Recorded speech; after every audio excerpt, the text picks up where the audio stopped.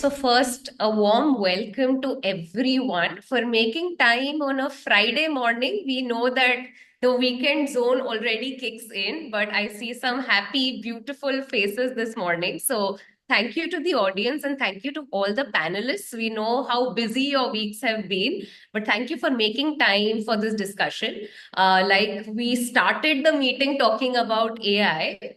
This discussion for us is very special because this is where we are going to be discussing the evolving landscape of education in India, the power of technology, and we talked about, nuances of it, and the critical role that 21st century skills play in shaping the future of India.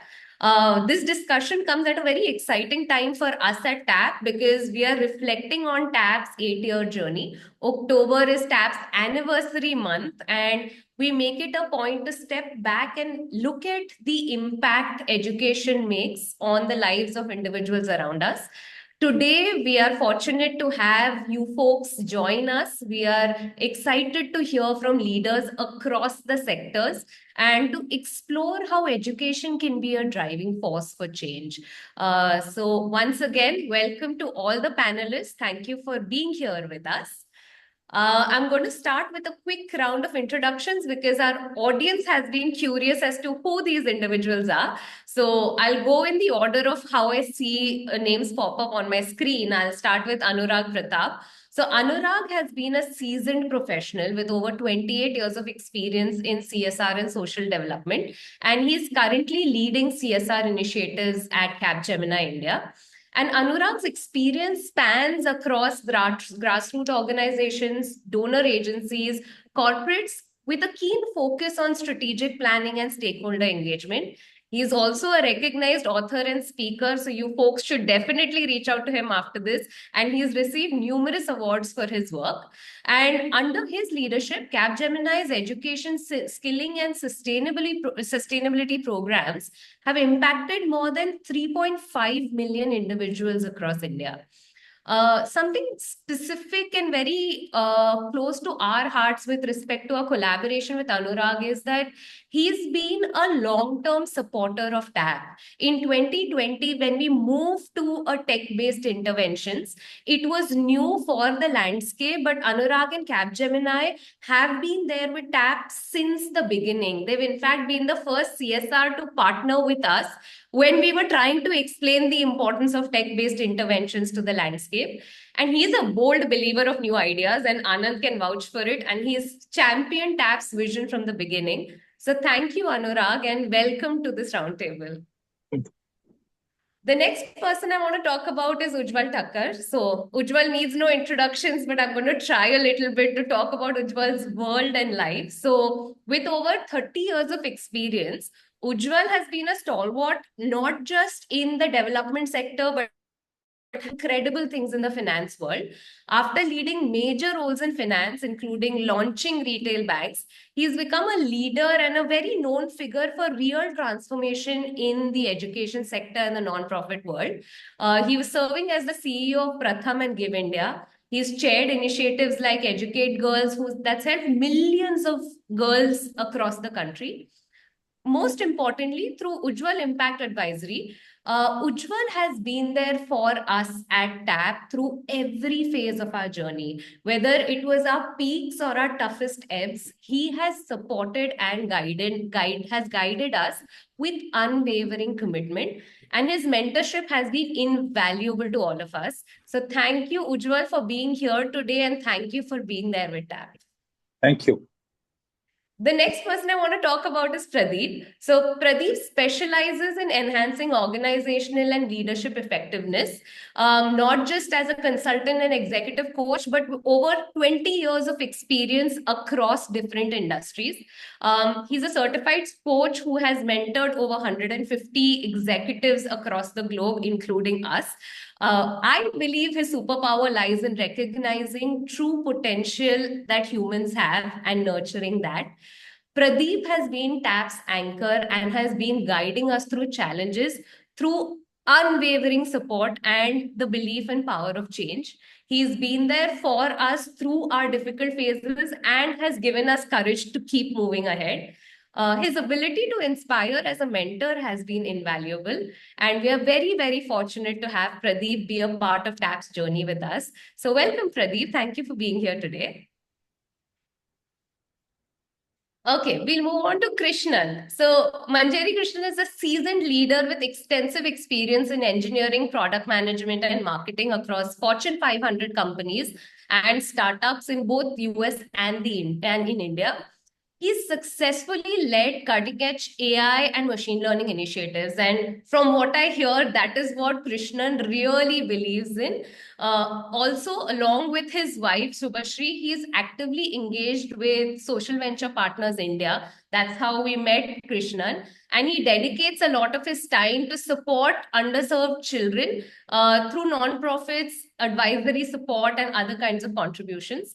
Since the past year, Krishnan has been closely advising TAP on our Gen AI strategy and positioning. He's gone above and beyond to help us see the power technology has to change lives of individuals across India. Thank you, Krishnan, for being there, for guiding us and coaching us in a space that is still evolving. Thank you. Thank you for Last giving me the but not the opportunity. least, Robin. Robin, over 9 years of experience in driving change in education within the development sector. Robin actually began his journey in education as a Teach for India fellow before spending 6 or more years in school leadership. He's successfully led two large IT schools in Pune, so all the folks from Pune would know this. Currently, he's focused on enhancing college to career track for students, and he's empowering alumni from underserved communities to complete their college education and secure better career opportunities. So everything TAP aims to do, Robin is actually making it happen at the school and at the field level. I personally had the privilege of knowing Robin since the inception of TAP. Our program started with his school, and he's been endlessly supporting us from the very beginning. He was there through the initial days of TAP, helping us turn it into an idea to a movement that now hopes to end in education inequity in India. So, Robin, thank you for believing in us when we were trying to figure things out for ourselves and always supporting us. And welcome to the roundtable. Thank you, Monica. That's very sweet. Thank you. So I am Monica Pesswani. I'm one of the co-founders of TAP, and through TAP, our goal is to put an end to education inequity in India by using the power of technology.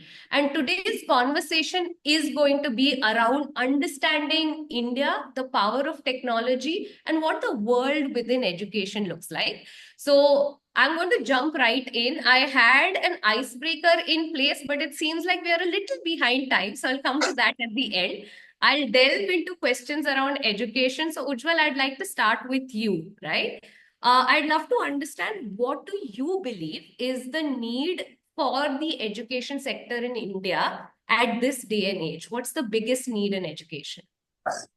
Well, I mean, there are two things that come to my mind. What is the purpose of education, and what is the future of work? I mean, if you look at what is the purpose of education, is it to create good citizens? Is it to create an individual ready to live in society for the future? Is it to create people ready for livelihoods? What is it? I mean, there needs to be clarity on that. And it need not be one of the three, it can be a mix of the three. But there has to be a core to what education represents. And that can't come through the NEPs of the world. It has to be at the individual school level. The NEPs, to my mind, do a lot of service, but do a lot of disservice also by trying to put things in a slot. It really doesn't work that way. And when I go back to my own schooling, I mean, I represent the dinosaurs in this group here. I went to school between 1955 and 1965. There's not a single thing I remember about good thing about my school. I mean, the only things I remember is walking to school and coming back from school with friends. So obviously the deterioration in education had started, and I was going to what were considered elite schools in those times, convent schools. But it was all about rote learning. I never saw the relevance of education to everyday life. And this continued till I did my master's. I mean, it was purely rote learning. I've done an MSc in biochemistry, but much later, 20, 25 years later, I began to see the relevance of education to everyday life. So the answer to your question is children should think that education is relevant to their life, everyday life.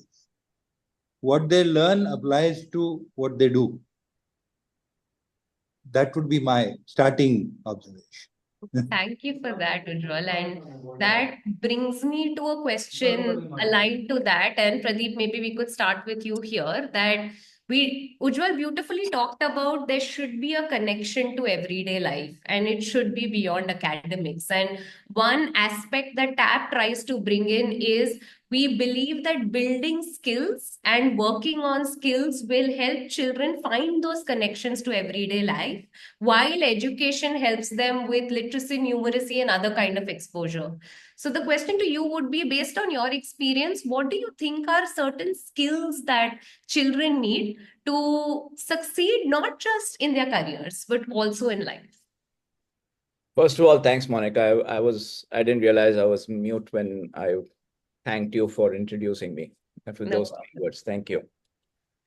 What children need in future? I think it's a tough question to answer for the simple reason I don't know who knows the future. It's being defined and refined and changed as we speak.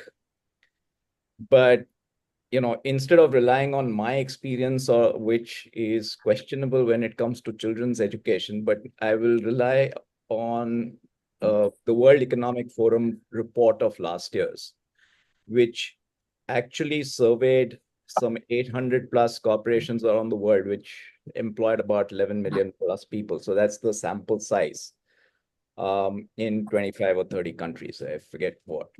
And I think it's very revealing what they came up with in terms of what are the skill sets that they believe will be in significant demand in future. So I'm going to just read this out. There are 10 skill sets. And I will tell you what I found very interesting in this. The first is analytical thinking, which is understandable. Creative thinking, understandable. Well, they included AI and big data. I think Krishnan can talk about that later, but leadership and social importance, resilience, flexibility, adaptation, agility, curiosity and lifelong learning, tech literacy, design and user experience, motivation and self-awareness, empathy and active listening. And if the thing that I really found interesting is 50% of them are all about how we relate with the world, right? And I'm excluding from this things like creative thinking, analytical thinking. I'm just focused on, those skill sets. And sometimes these are called social, but now they have come up with a new term for this, which is that 50% that I'm referring to belong to cognitive neuroscience. And this is Krishnan probably knows a lot about this. This is an evolving science. It's still research. It's about how our brain determines what our mind thinks and does.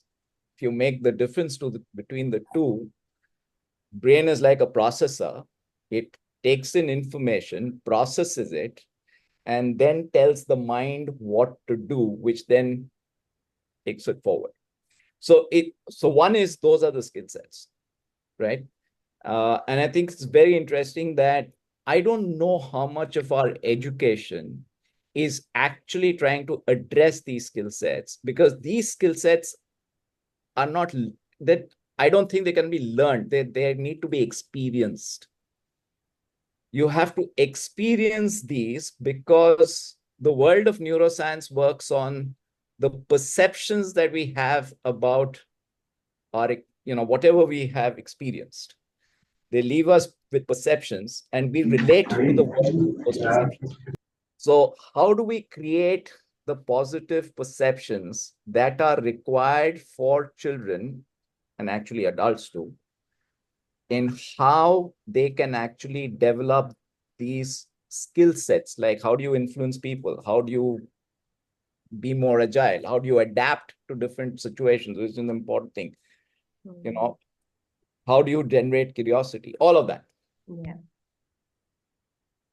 Thank you for that, Pradeep, and thank you for getting us started with a more articulate way of looking at what these skill sets are, which are a bucket of cognitive, it could be emotional and social skills that children need to thrive in the world that they see around them. And like you said, start early. It has to start now because it takes time to build these skills. So, Anurag, just taking that question towards you, and would love to hear your thoughts that you and Capgemini have been supporting education initiatives, and y'all have been one organization that believes a lot in tech for social good. So, my question to you is twofold. First, would love to hear your thoughts again on the importance of skills that Pradeep talked about in the education sector, and what led Capgemini to differentiate itself by supporting organizations building these skills or in other domains, but using technology as a medium. Thank you for inviting me to join in, and I see stalwarts in there. So I don't think I'll be adding much, because what Pradeep or what Ujwal have said very, very relevant, very pertinent there.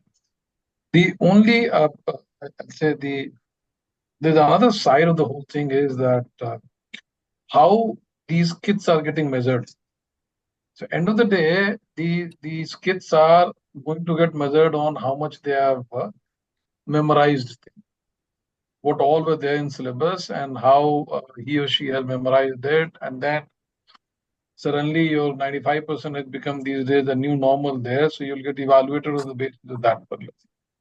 So irrespective of whether I am very curious, very creative, I am collaborative, I am very agile, I'm bringing a huge amount of leadership there. But end of the day, if I do not memorize, if I do not have things which was taught to me in the syllabus, if I do not vomit out on the notebook there, then I am not going to be regarded as someone who is regarded as educated, quote unquote, there.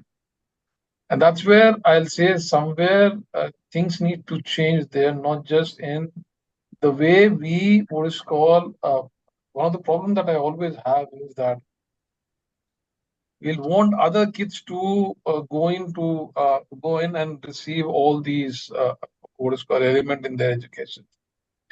But I want my child to what is called score 98%, so that I can go back and in my own WhatsApp or Facebook or Instagram or Twitter or LinkedIn or whatever I have, I can shout out and tell the world that my child has got this much marks there. That's one problem that this particular world is facing today. That's one particular thing that we all need to recognize something. I've seen, and there is some amount of effort that's happening at CBSE level, where they've started the whole application of education in the assessment now. So this year, number of I'll say 10-12% of their questions were based on application there. The whole idea is to make it to 50%, and gradually they are going to increase that particular thing. Once we reach to that particular level, then we all will have that particular freedom to talk about some of these components, which are what is called hugely needed in making these kids become a very aware citizens of the world there. Otherwise, we'll all talk about things that we have studied in school, but having zero relevance when we grow up there in our own life there. So the application of learning needs to be something which should not just be there in our rhetoric, but it should be also there in our assessment there. That's one. Second, you asked a question about what made Capgemini pick up and do all these things. Our task is very clear there. We clearly feel that tomorrow's world is going to be a bit different than the world that I have seen. In my phase, 75% marks was supposed to be someone who is much above the average there. And we were happy with that, and we were happy with what is called the very limited kind of challenges which were there in our life there. So the in today's world, when we are preparing our kids or when we are preparing our kids for tomorrow, we need to ensure that these kids are, I'm talking about kids coming from socially marginalized, socially underserved, economically challenged, studying in government schools. I'm not at all talking about international schools, or I'm not at all talking about low cost schools there, because those kids have multiple avenues to get the right kind of support there. Our idea is that can we provide level playing field to these kids there? Can we ensure that these kids can also compete with other kids when they move on to the larger game that all these kids will be playing post their class 12th, post their class 10th there? And that's what our aim is to. That's the reason why there are huge focus on creating innovation labs there in schools, huge focus on bringing in tech at a very early stage there, huge focus on ensuring that the quality of education is in a number of ways what is called you create a assessment framework to also check whether those quality are being provided to these kids or not. And then fourth is that don't make education looks very poor in front of poor kids, but make it richer when you're talking about these kids there, because these kids are going to change the fortune of this particular country if we ensure that our investment is in right direction there. That's the reason why we take up some of the things that people do not wish to take it up, or people find it a bit risky to do it, or people feel that we are not ready for it. My take is very clear that if we fail, we lose some money, but at least the world will be, or the history will be kinder to us to say that we took that particular risk where people started thinking of some of these things. Thank you. Thank you for that. Thank you for that, Anurag. I feel like when you were talking, there were so many elements that stood out for me, especially the last piece where you said that someone has to go out there and support an idea, because sometimes certain ideas, I wouldn't say way ahead of their time, but maybe category creators in some way. And without that belief, it's harder to launch these kind of ideas into the ecosystem.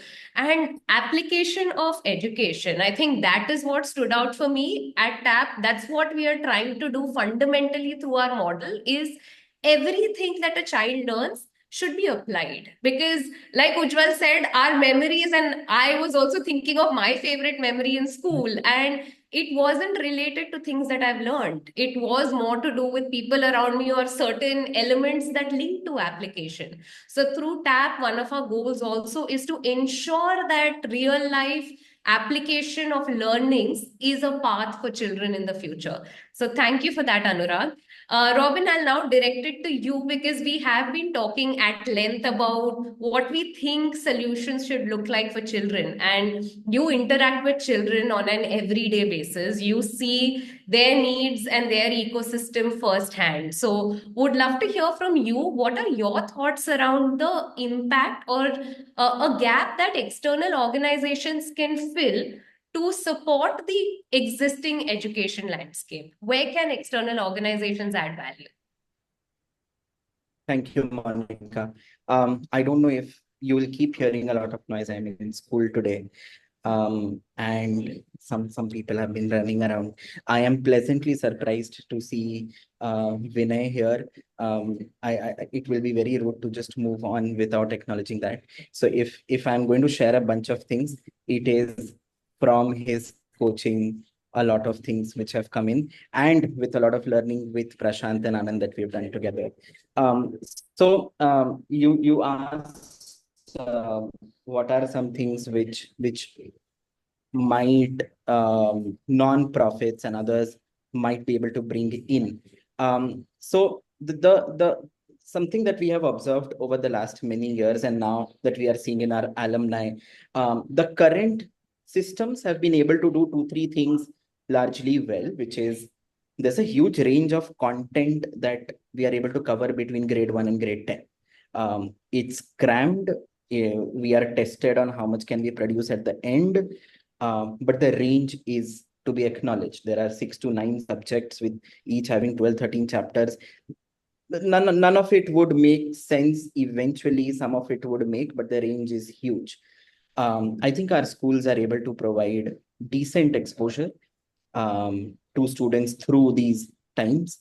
A lot of things around debates, around sports, around articulation does come in during these years for a kid.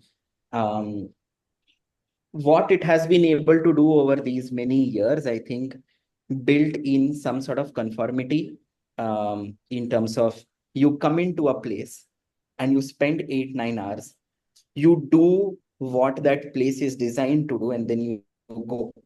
Just like many of our workplaces are, which is I come in, there is not a lot of play, there is not a lot of I will design how this can look like. I will do what I want to do. There are smaller projects with smaller deadlines. There are larger projects with longer deadlines. I'm able to manage my time. I'm able to do manage the actions that I have. I might be working. I might be singing. I might be doing some other things through the day. Our schools have been able to prepare what the world ahead for them asks, which is you come to a place, you be there for 8.5, 9 hours, do what largely you're supposed to do. It might not be productive, it might not be effective at all, but just make sure you dress up well, just make sure you're clean shaven, just make sure you're on time. Those were the needs which people set for our students, and so our schools are following that largely. If everyone stops demanding some of these things from students, I think our schools will get to a place of changing it also. So what non-profits can actually do is can they get together with schools and get together with industries to make the two talk? Who are these industries really looking for? Who are these new generation, who are these companies, industries, workplaces looking for? And what can I actually do every day in my classroom? This conversation, if nonprofits are able to bring, schools are tied up with what a curriculum or what an end goal like an SSC is asking them to, but they're ready to innovate, but they're ready to change some of these things, especially in younger grades. If it is explicitly told and if it is explicitly communicated. What sometimes ends up happening is only a few ideas percolate down, which is for underprivileged. Let's talk about vocational, but there is no vocational in medium income or high income schools. So if it's an underprivileged school, let's talk about vocational. Don't do that. Don't do that. Bring in the best that you expect at Google and Microsoft. And if you expect a high income student to learn management at ISB, please expect and tell my lower income students also to learn management. If you expect leadership there and leadership is through crazy innovation, come build, support innovation here also. But don't push just vocational here. So non-profits can bring in these elements and break some of these pieces around only vocational, only ready for the job, only ready for let's get your English communication, let's get some of these things which are entry level things. I think non-profits can bring. The last thing I would say non-profits can actually do very well. Hi, Meena. Meena, you can mute yourself. Thank you. The last thing I think we can do really well is we all have extremely great ideas about education and how it should be, etc. How can if we want new young people to have certain skills, I think people at power, people with influence need to have the skill of advocacy, need to have the skill of influence, because if it is not ultimately reaching people who are designing these curriculums, people who are designing these policies, and together, if all of us don't have the skill of advocacy, it will remain in conversations like this, that education should be this way. But eventually on ground, we will have to do rote learning. So nonprofits can do that. They can build advocacy in people with.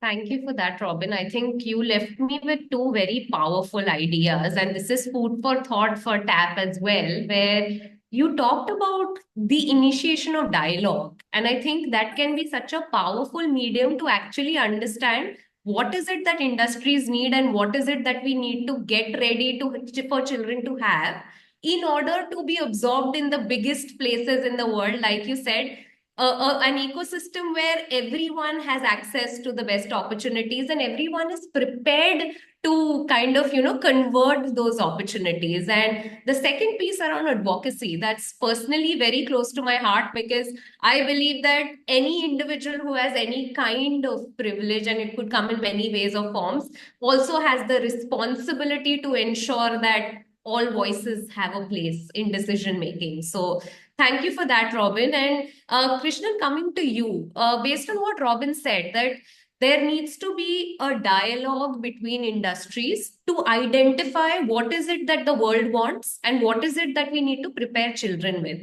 At TAP, our method of making that a reality is by upskilling children by giving them 21st century skills.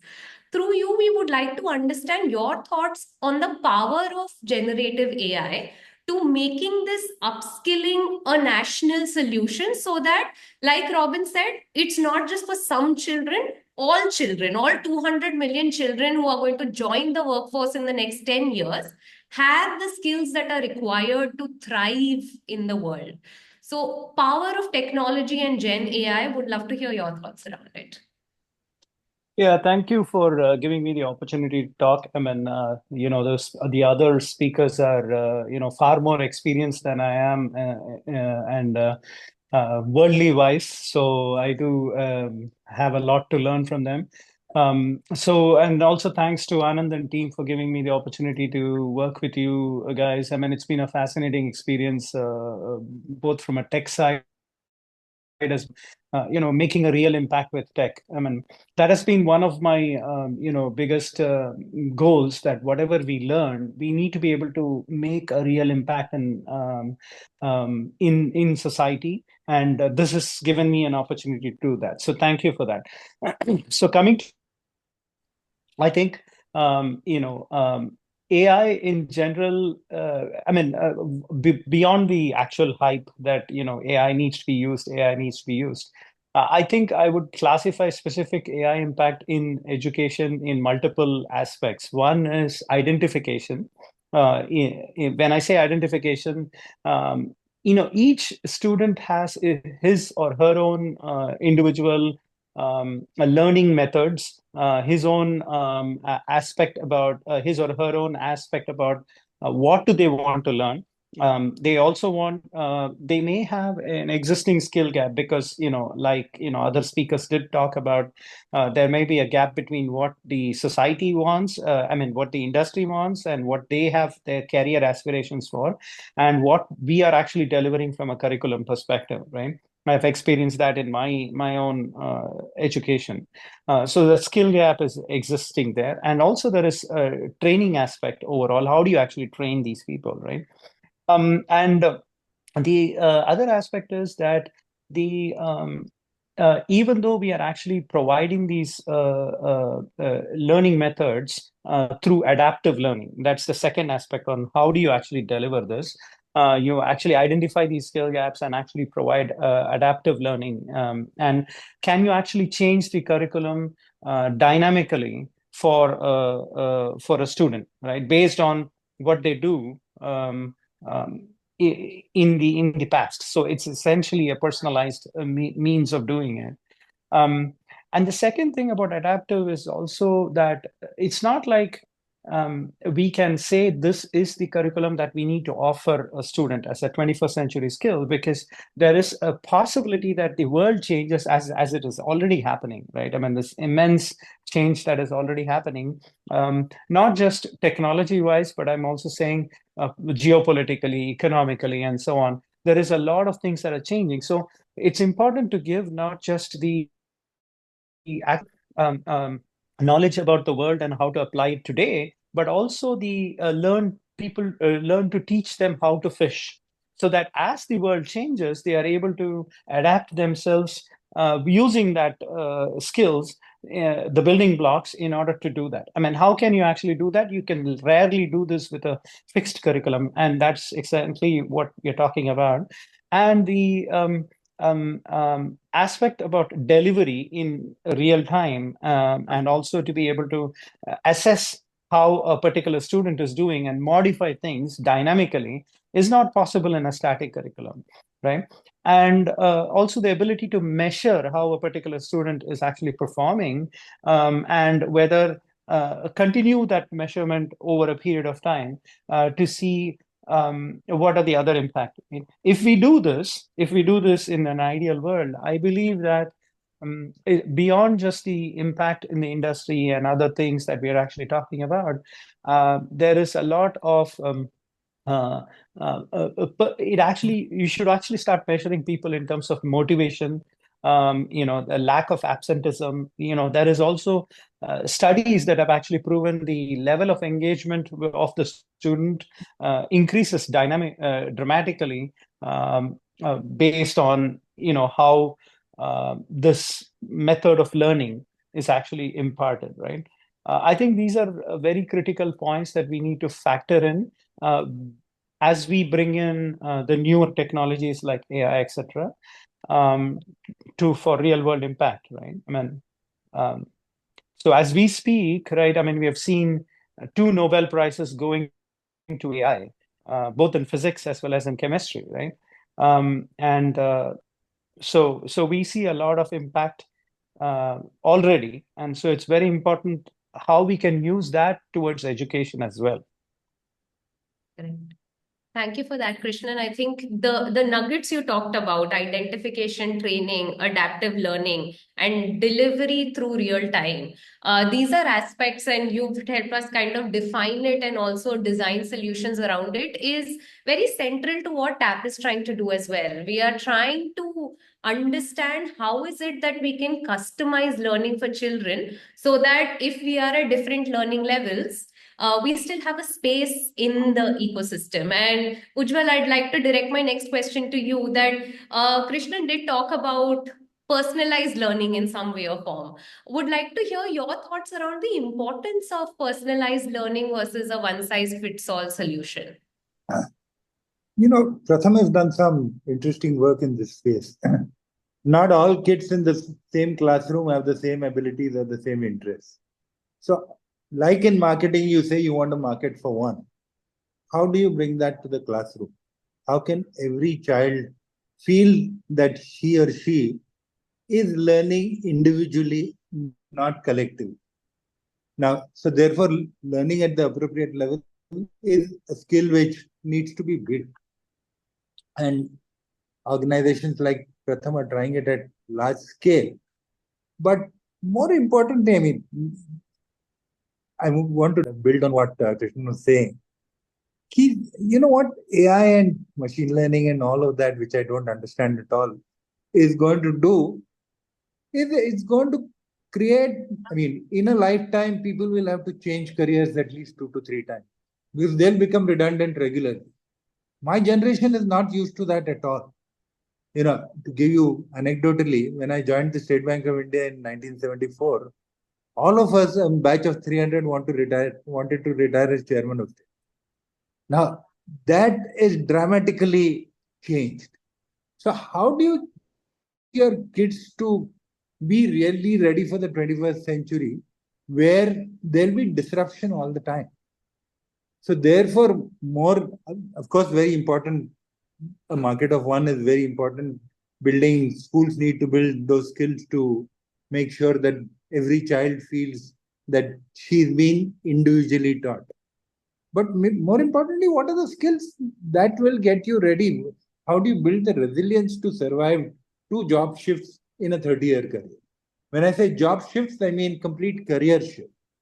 So what are those skills? And those are, to my mind, and very important. And that's something I think you guys in TAP are doing about creativity, critical thinking, communication, collaboration, and resilience. I mean, these are the 5 things which, if you build your kids on, they will survive the 21st. I mean, remember, one of the objectives of going to school is survival and growth in your future life, being a good member of society, being a good citizen. Now, all this is only going to happen if you have these skills.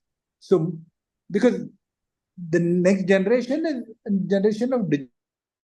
They can learn very fast. I mean, they have access to any learning course in seconds. So you don't need a school to teach them regular courses. Those can be done offline. But you do need a school to give them skills, give them experiences. The school is all about experiences and building skills. So that would be my advice for a classroom. Build skills, target a market of one. Yeah. Thank you for that, Ujwal. And I think it's what you said, the dynamic nature of the world around us. Like so, Pradeep, I will direct this to you next. But Pradeep and I were having a discussion around how 40% of the jobs that these kids are going to enter into don't even exist today. In the next 10 years, things are going to change so drastically that apart from having, and Ujwal, you worded it well, having skills to be agile and resilient in this changing world, technical skills will get built with time, but that void needs to be filled as early as possible for children. And Pradeep, I'll direct this one to you, as to, apart from the larger bucket that Ujwal kind of introduced us to, what do you think are certain things that set individuals apart, certain individuals apart, in or help them succeed in the workplace? If we look at what sets individuals apart. Sure. And I think I'll go back to what Ujwal said and what I had said earlier about the skill sets. I think if, the same skill sets in today's, and you can see it in children also, and you can see it in adults. If I were to choose one, which I think is a reflection of, or two rather, I don't think I can choose one, two. One, which is what Ujwal referred to, which is resilience, which to me, expanding on it, is the ability to understand, willingness to adapt, and therefore the ability to adapt to changing circumstances around you, whether it is work, whether it is how you learn, whether it is how you have coffee. Even that's changed from 3 years ago, at least in a city like Bombay, right? 3 to 5 years ago, that's changed. Even the way you have coffee. So that's one key skill. The second key skill is actually building connections with people. Because with all these changes, I don't think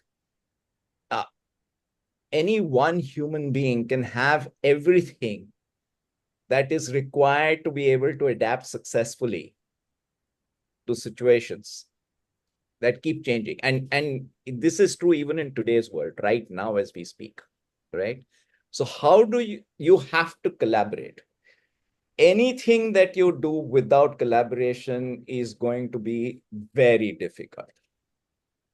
And how do you collaborate? Unless you're able to connect with people, unless you're able to build relationships, unless you're trust, respect. Unfortunately, and I hate to say this, I think there is a dearth of the latter across the board. And it's getting even worse because, again, going back to neuroscience and how the brain works, the changes are actually leading to fear. Fear is leading to insularity. Insularity is leading to non-inclusiveness, and we are showing tremendous signs worldwide of the very tribal nature that still resides within us. Thank you for that, Pradeep, and thank you for making it, like connecting it to who we have been and what we could be. So thank you for that. And Anurag, would love to hear your thoughts around the same, from leading an organization and seeing the needs of the workforce where you are, to also seeing a different side through nonprofits impacting children, youth, adults. What do you think are the skills that really need to be delved into to create a more equitable India? I would put it as that. That's a very, I'll say, I was waiting for this particular word to come in there. Somewhere equity is missing in the education space there.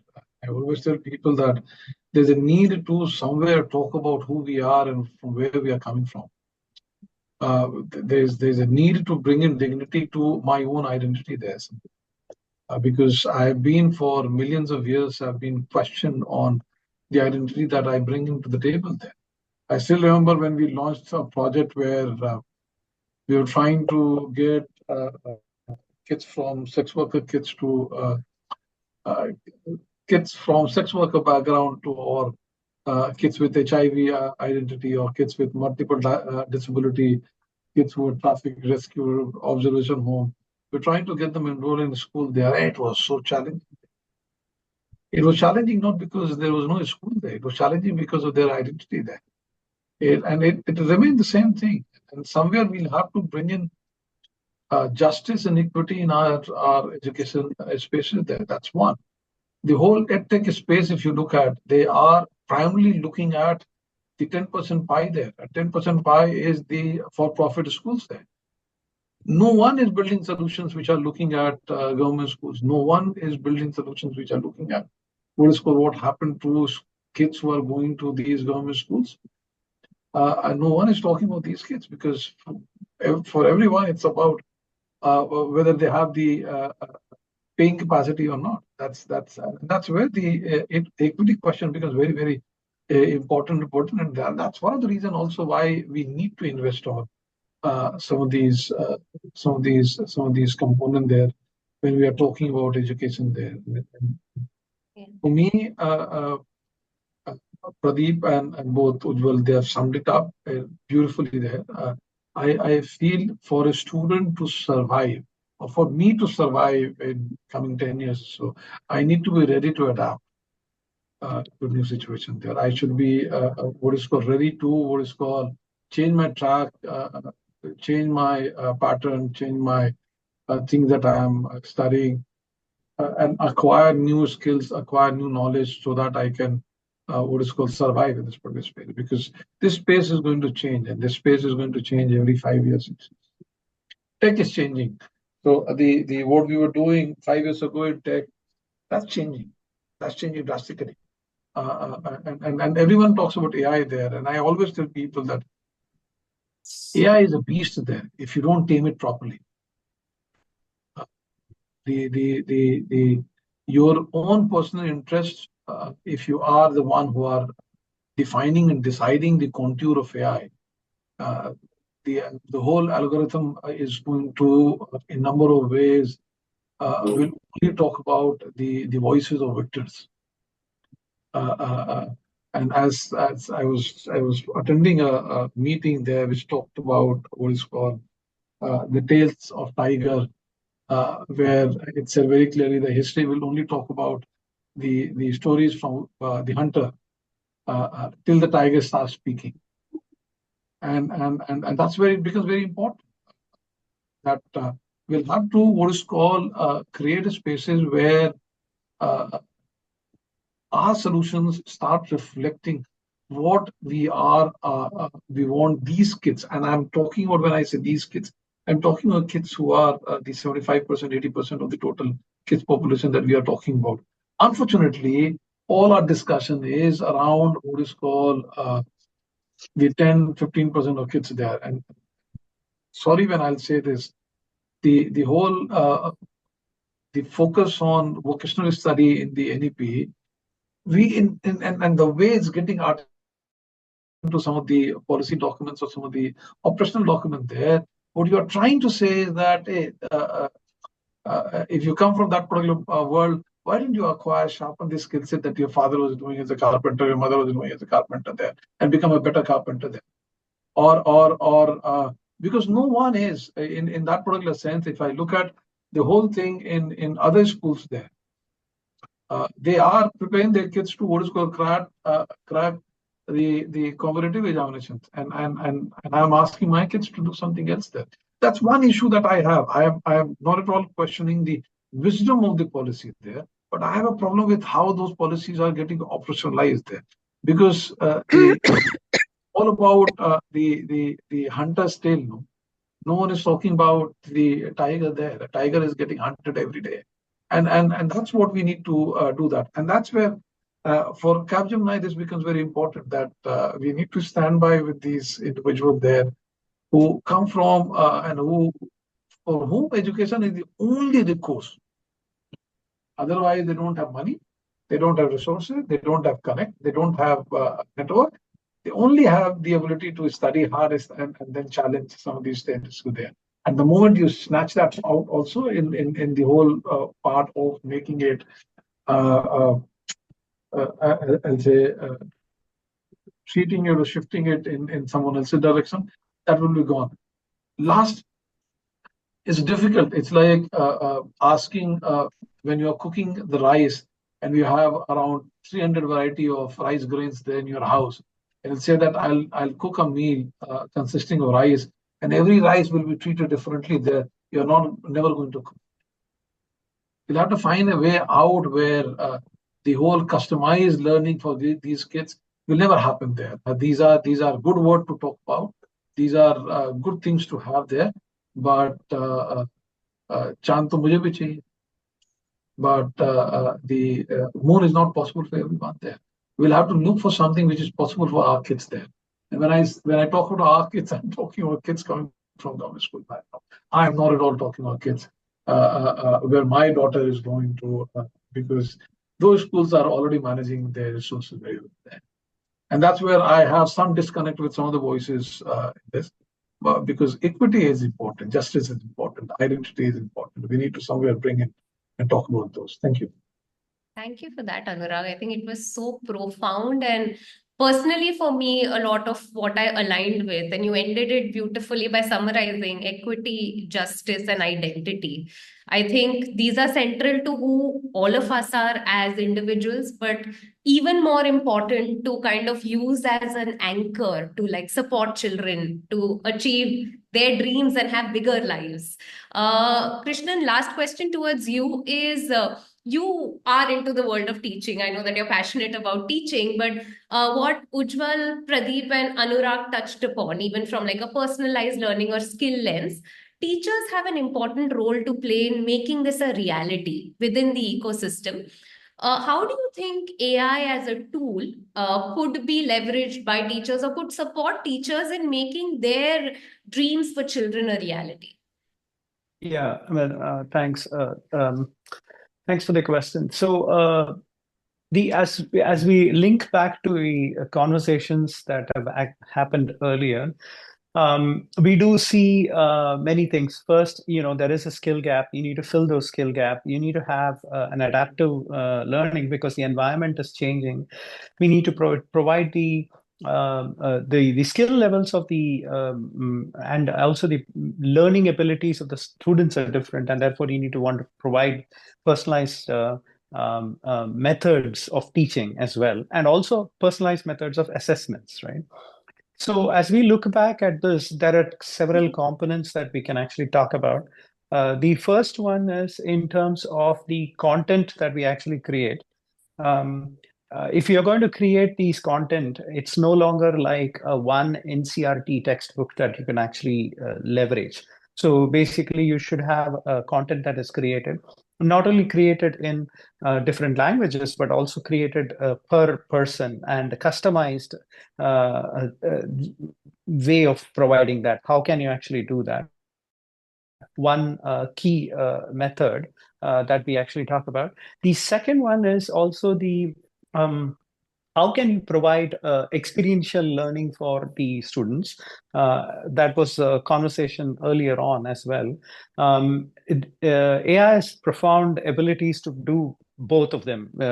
Dynamic content creation, which is some of the work that we are actually doing, with Nitun and others as well. Basically, how can we actually adapt content from different languages, and also how do you customize this further? The second one is in terms of providing more interactive and engaging method where the student is more engaged with the content. If you think about providing it in terms of voice, video, and text, doing all this manually is just becoming, very difficult.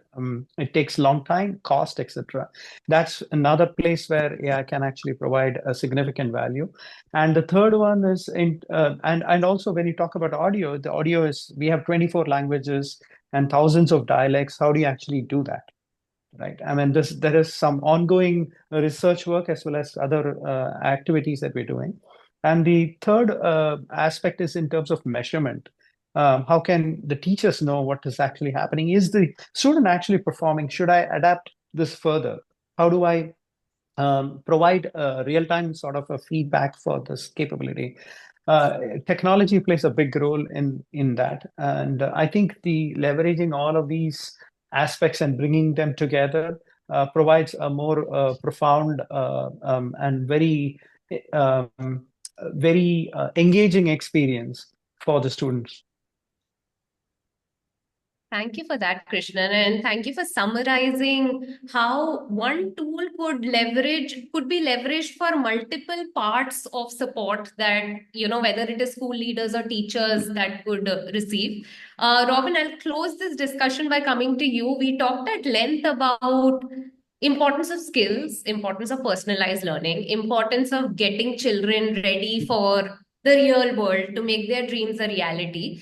And I know that you've been working towards bridging this in real time, where you're helping children with career awareness and career readiness. Would like to hear your thoughts around, while we talked about what is necessary, what are you seeing actually happen with children, and where do these gaps lie in terms of skill set availability, and what could be done to bridge those? So from a career readiness perspective. Yeah. I think, do let me know if my internet But done. becomes flaky. Yeah. Think everybody understands the need of these skills. Nobody has any wrong intention to, nobody wakes up every day to say, I'm going to school today to have all kids cram this content. They really want to. All principals, all teachers, everyone really wants to. Students also really want to come to school to. They're very aligned. Everybody is aligned. This is to be done. I think, two things. The amount of time for these skills. So if I have a 8-hour day into 540 hours, if just for namesake, I have kept 1 or 2 subjects in a week to call it skilling or 4 C's or communication. If I just for namesake and I put it out to the world saying I teach communication, I teach critical thinking, etc. It's not going to work, because 35 hours, 34 hours, the student is working on content or character, both. 30 hours are going for that.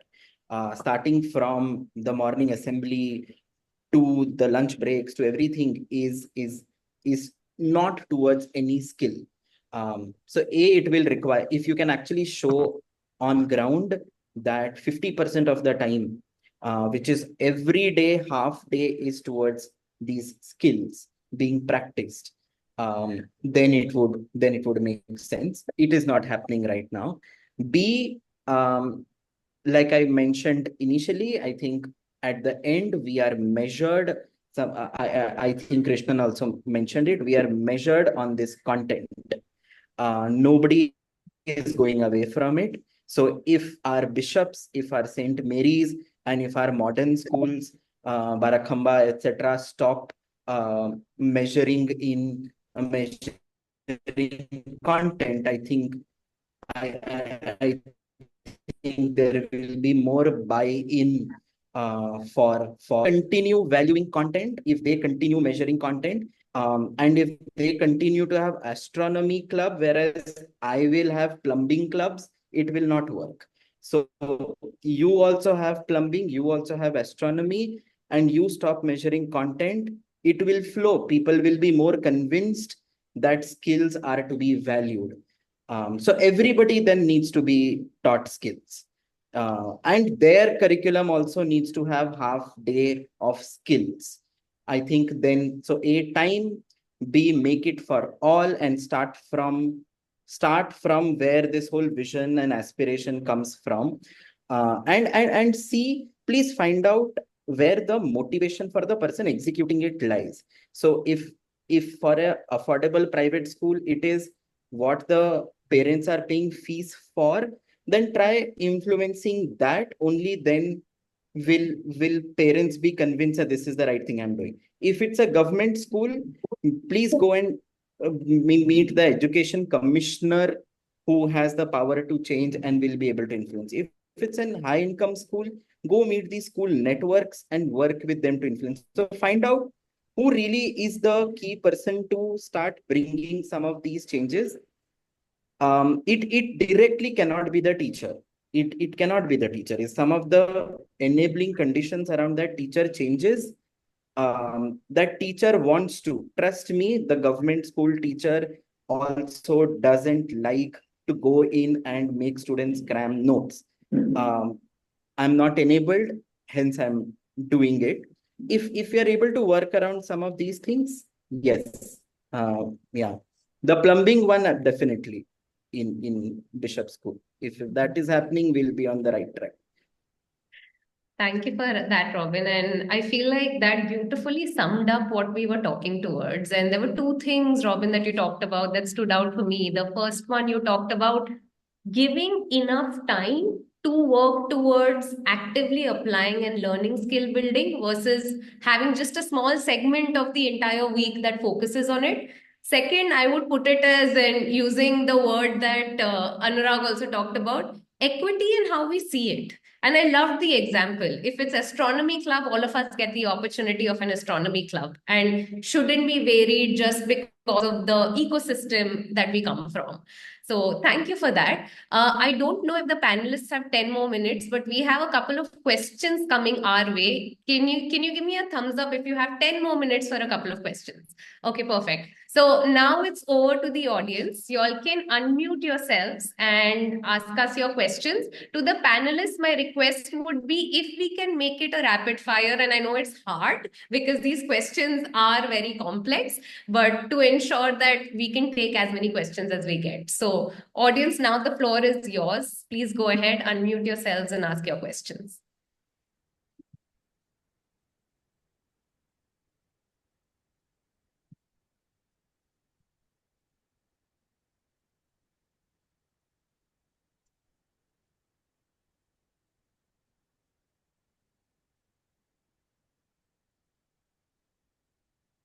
I have a couple of questions that have come to me in writing. Maybe Naresh, you could start with the question that was I've received a couple of questions. Maybe you can get the ball rolling. Thank you, Ujwal. And also, okay, so I'm just going to first conclude that this was a great learning experience for me. And our intent of this discussion was to get conversations going. We've just touched the tip of the iceberg and we're aware of that. But our intent with this was to hear from leaders in the space and get dialogue initiated because every perspective matters, every voice matters. And like Robin said, bringing different ecosystem partners to leverage change is what we want to do towards creating a more equitable India. So thank you to the panelists for that. Ujwal, I know you have to drop off. So thank you so much for making time for us.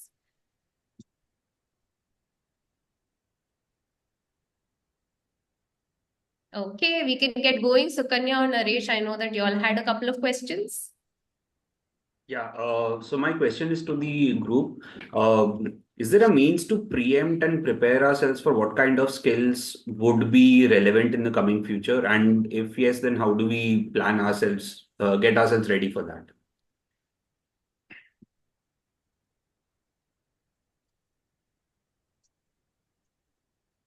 As a teacher, you will have to, Monica, just direct it to all these 4 students who are there on the screen.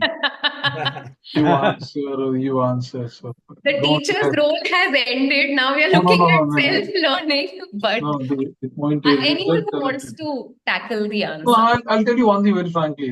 This is about you walking this road there. You just don't know which vehicle is going to hit you. It's on the basic rule that we all follow, that look left, look right, look straight, and then you cross. Same is true with the education also. Our skill set. There's some of the things that Pradeep talked about. Being resilient, being agile, being having the ability to adapt, being curious, being creative, being collaborative, having leadership there. These are some of the skill set which will, it's like, I call it, these are pathe. This is like food for your journey. You need to continue having it, because it's not about whether you should be learning astronomy or learning plumbing. Because tomorrow plumbing may go away. Tomorrow I think astronomy will go away. But these skill set will help you live your life. Same like left, right, look left, look right, cross the road. It will help many of those bad drivers who may be trying to kill you there. You may save yourself. Thank you for that, Anurag. Next question, please.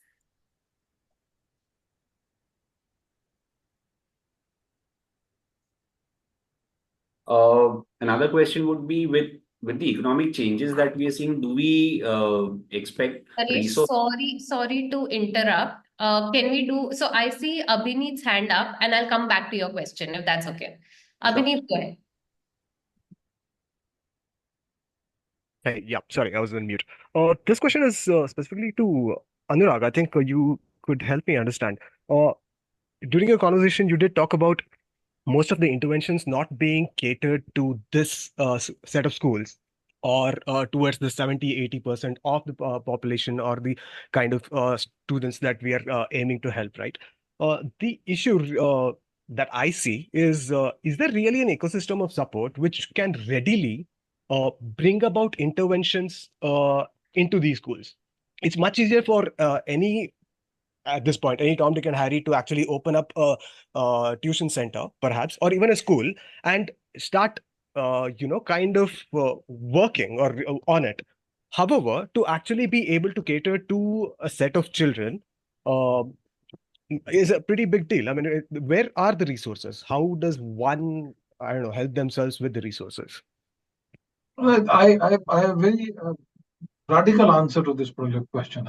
This is something that I've been talking about in the last 2 decades or so, plus 2 decades. I've been very seriously. The question is that the moment you take away education, the moment you take away health, you have nothing left. If you outsource the education, you expect the private sector to do that particular thing, then private sector is not going to bring in charity there. No, they'll run it with the cost model there. And you have a sizable population who are still struggling to manage their lives. You'll have to somewhere bring in quality education in a way that people can take it. If you really want to invest in the world that you want to be there, if you really want to be the Vishwaguru there, then you will have to really invest in there. If you make your health so costly, people will die. You can't expect that everyone, the auto driver, will have around 10 lakh in his or in her pocket to what is called manage the health need that he or she will be having. Look at any of the schools. Go to urban centers. Go to any government schools there. And urban India is doing really bad in terms of ensuring their schools are better. The rural still is doing good because we realize that the bigger chains of schools have not reached those rural areas, and they also realize that you will not have people who will have the paying capacity to pay for the services there. But you'll have to ensure that these schools talk about, and that's where I love what TAP is doing. You bring in coding, you bring in computer sciences, you bring in tinkering, you bring in Makers Lab, you bring in innovation studio, you create these stream at the government school level itself there. Make their spaces also a level playing field there. And that's what is needed. Otherwise, I'll tell you one thing very frankly, and mark my word, India is heading towards a demographic nuisance there, because we'll end up, everyone proudly talks about a demographic dividend there, but if we do not respect the 70% of people and their abilities and their hunger for quality education, we'll create a world which will be so unequal, where they'll start questioning the very, I'll say, the basis of why we are doing what we are doing. The all these schools are getting closer because kids are not there. Why kids are not there? We are very systematically in urban areas making these schools available for real estate to come in there. We are closing down the schools there. And that's the unfortunate part there. And no one is talking about it. That's the unfortunate thing. And you look at the bigger school chain, who are owning this up? The moment you get onto that particular truth, of course, the life will, it's difficult. And we all need to combine our energies. I'm like, the not-for-profit need to combine their energies. The whole edtech, you recently saw a edtech company which was the darling of the whole investor world there. And suddenly their share become a price, not even the price of a newspaper. That's the world that we all are living in, and everyone was what is called glorifying, romanticizing the whole the model that they were bringing in there. We'll have to somewhere what is called do a reset of our priorities there in this particular space. I'm a bit radical, but that's how I am in this particular space. Thank you, Anurag. Thank you very much. I mean, the question really was, yeah, I mean, some of us could really be willing to do it. Is the industry willing to put in the resources? That's kind of the we are question. doing it. Great. Point is that if you're willing to do this particular thing, join me. Awesome, Anurag. I mean, thank you very much. That definitely answered the question. Pradeep, you want to chime in?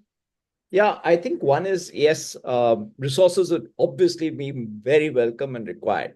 But, you know, some of the skill sets that we are talking about, they don't need a lot of resources. And I've seen schools, TAP is doing it. I've seen Akanksha do it, associated with them. It requires three things. And, you know, what Robin referred to earlier, it requires a belief that these children can do, and they can do. There's enough evidence of it. We work in UIA with an organization. I'm associated with them. They work with the, you know, hinterlands of Bihar, where the very birth of a girl is a problem. And you should see their products. They go through a 2-year education, I mean, a fellowship program with them. This is a thing called iSaksham. So first, a belief that these people have equal ability to absorb. The method of absorption might be different because of the exposure or lack of. But the resources can be adapted. So one kind of resources is the kind of stuff that Monica is doing, or a MakerGart is doing, or various other, where you're using tools and technology to help to expose children to a different way of looking at the subject. The second, and while I was extremely lucky, and I've been very lucky to go to a kind of school that I did, but honestly, it's not the resources, it's the belief that the teachers had in us. And I'm going to give you an example of all those things that we talked about as future skills. You know, at the age of, in the class of 7, in the class of 8, we were allowed, as long as we were a minimum of 5, to take off on our own and leave school, spend 4 to 5 days, and as part of the Duke of Edinburgh's program, the only thing that school provided us was tents and ration. We had to go to a place where there was no civilization. We had to go into the into the jungle kind of thing, or the desert or whatever. A teacher would only be told where. Those days, of course, there was no GPS, and they used to just come for a day. This was a 3-day. You were on your own. You went to a place where you put up your tents, you cooked. None of us knew how to cook. Even I still don't know how to cook. But you ate what you could eat, right? Whatever you made, right? You just had that. Even if it was just like, these are experiences that don't need too much resources. I think the challenge is what Robin said, which is, where's the time? I think this, when it comes to resources, not the money. Of course, the money will be helpful. It's the time. Given the kind of education policies that we have, where do the children have the time to do this? But I'm sure if we are creative enough, we can create that time. TAP is creating that time. All these other people are creating that time. It can be done. Or even in the classroom, it's how you teach it, right? Can you teach chemistry by, yes, this might require resources if you need a little bit of a lab, but every equation, or rather, this thing, can you just demonstrate it rather than just telling people what to do? Monica, this topic requires at least 3 hours of discussion. I know. I understand, or even longer. So we will have Yeah, more longer. speakings of I'm this. sorry. Longer. No. That I completely, because, and there are some questions there, but I'll have to take D, because Thank you. Thank No, you. we completely understand. Thank you for making time. It was a pleasure having you here. Thank you. God bless all of you. And keep Robin, I doing know what you you're have your doing. hand up. So Pradeep and Krishnan, if you all have like 4 to 5 more minutes, we could close. Okay. Yeah. Thank you, Anurag. Robin. I was just answering because everyone mentioned that's a very engaging topic. Like one piece, because Abhineet very specifically asked, what can industry do to be, what can we prepare, what can we do? I think if it is not if we break down the barriers of entry, if we consider, if industry, companies, sectors which provide employment keep thinking, schools will prepare something, then college will hone it, and then I will stand at the door to check whether you can enter my place or not, and then I'll take you in. If this flow is broken to say I and you, if I have to, if I'm a company which makes software for, let's say, the railways and other pieces, can I go into college? Can I go into a school? And can I then work together with them, starting from 8th grade, 6th grade, 5th grade, whatever? If it is a political organization which wants people, if you are thinking schools will do 5, then college will take it till 7, and then I will stand there and select who will come to me as a politician. Can we break these things and go into a school and start doing things with them since 5th, 6th, be it AI, be it technology, be it astronomy, be it the medical field, whatever it is. If we can stop being gatekeepers who will select versus people who will go and build it, hone it, and do it together with us. Only then can things move. Our teachers are not constantly updated about what's happening. You are updated. Can you come in and do it with me? But if you expect me to just keep giving me a list to make my students ready, and then I will send it to you, you will select, that's going to stop sometime. Yeah. So if that can also be a thing, I think, Abhineet, that way we can build something better. Thank you for that, Robin. We saw a lot of people react to what you said, because I think there's a lot of alignment around this being the path forward. I know there are a couple of more questions that are coming our way. What I'm going to do is I've shared my email ID. If you have any questions for the panelists, feel free to share them with me, and I'll make sure the panelists get your questions, and we'll send the answers out to everyone. But once again, thank you for making time for this. Like I said, these are discussions that require multiple voices. And our attempt is to ensure that we get individuals across different sectors, because everyone has a very unique and important viewpoint. And we hope to continue doing this in the future as well, get into deeper dialogue, because Robin also talked about the importance of these dialogues to create change.